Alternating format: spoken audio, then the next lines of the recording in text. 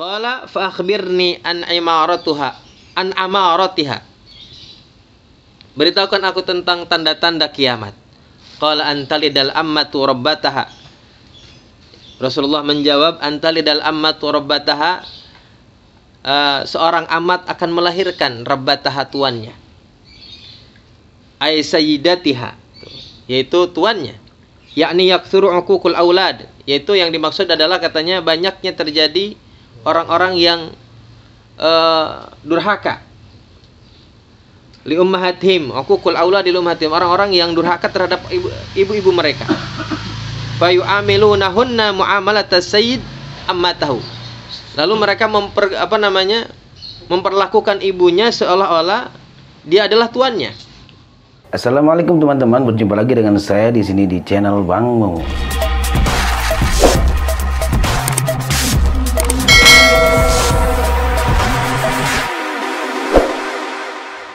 Minal ihana wasab, misalnya menghina orang tua, wasab, kemudian mencaci maki. Ya. Songong lama sekarang sudah banyak ya.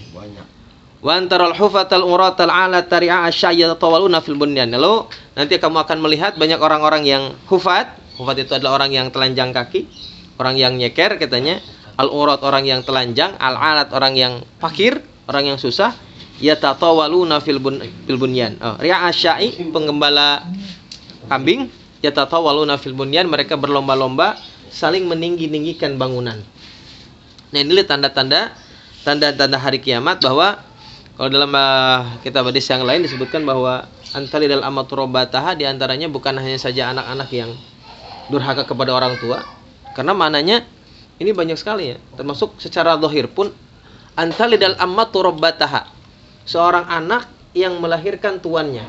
Bahkan ada yang menafsirkan bahwa seorang anak berzina dengan ibunya sehingga ibunya punya anak daripada anaknya. Itu juga termasuk katanya. Termasuk anak yang durhaka, termasuk orang yang demikian. Ya, kalau anak-anak yang menjadikan orang tuanya sebagai seolah-olah pembantu, ya banyak banget dah kalau itu mah. Ya, ya, ngerjain emaknya dah, banyak banget. Itu juga termasuk salah satu tanda-tanda daripada yaumul kiamah. Nah, diantaranya lagi adalah orang-orang yang dulunya susah, katanya sekarang berlomba-lomba dalam meninggi-tinggikan bangunan. Maka lihatlah katanya orang-orang yang dulunya di penggembala kambing, mereka orang-orang Badui, orang-orang pedalaman di Arab, sekarang mereka main tinggi-tinggian. Ya, belum lama di Dubai sudah punya bangunan paling tinggi. Nah, sekarang katanya mau disaingin lagi di Arab nih. Ada lagi bangunan tertinggi lagi. Nah, besok di Kalimantan kan. Ya. Ngapain? Bikin apa? Laut. Makin berlomba-lomba memperbesar banjir. Ya. Jadi banyak itu. Nah, tapi diantara makna juga, diantaranya adalah banyak orang-orang yang menyerahkan urusan bukan kepada ahlinya. Banyak orang-orang yang menjadikan orang-orang bodoh menjadi pemimpin. Nah, ya. Sekarang udah ada ya berarti ya. Udah. Dilihat kalau di Al-Wafi itu begitu, ada makna orang-orang di akhir zaman ini, salah satu tanda-tanda kiamat menyerahkan urusan kepada yang bukan ahlinya, menjadikan orang-orang sebagai pemimpin, ya, gitu ya. Banyak banget itu tanda-tanda kiamat itu. Tanda-tanda kiamat itu. Pijit lu. Baik ibadah lu manjit. Bagus nih kitabnya. Ya, ini yasirul asafil kal muluk tuh, yaitu katanya yasirul asafil, orang-orang rendahan, orang-orang yang dianggap orang-orang bawah gitu, asafil kal muluk, jadi seperti raja gitu. Semantolako falabistu malian, lalu Sayyidina Umar ini pergi, falabistu malian katanya, pergi dan diam beberapa hari, aizamanan katsira, beberapa hari, waktu yang lumayan banyak katanya. Sumakola, kemudian Sayyidina Umar bertemu lagi dengan Rasulullah sallallahu alaihi wasallam. Lalu Kanjeng Nabi bersabda, "Ya Umar, wahai Umar, atadri manis sa'il?" Tahukah kamu siapa yang tadi bertanya? Yang kemarin bertanya? Qultu, Allahu wa rasuluhu a'lam. Lalu Sayyidina Umar berkata, Allah dan Rasulnya yang lebih tahu. Qala fa innahu Jibril atakum yu'allimukum dinakum. Ya. Sungguhnya dia adalah malaikat Jibril yang datang kepada kalian, yu'allimukum dinakum, untuk mengajari kepada kalian agama kalian. Nah, ada beberapa mana hadis yang bisa kita ambil, diantaranya adalah bagaimana adab untuk belajar, adab untuk bertanya, ya.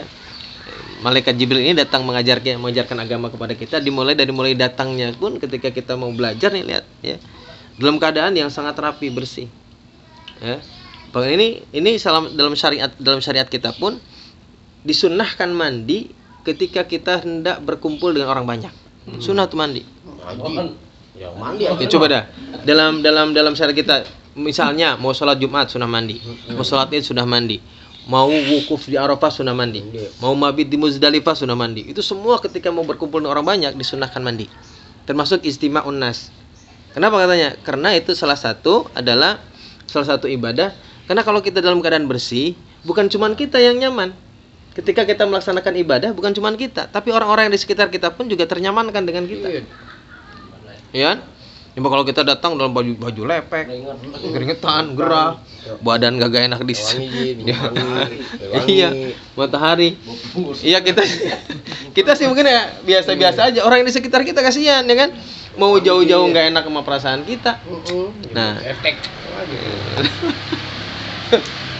nah ini penting. Jadi sedikit tapi kayak kelihatannya sepele tapi penting gitu. Nah, karena itu akan menyamankan kita ketika kita belajar, juga orang-orang yang di sekitar kita. Sehingga kalau kita dalam keadaan yang enak menerima apapun yang bisa kita peroleh, itu lebih masuk gitu. Kalau belajar ya lebih masuk dalam belajar kita.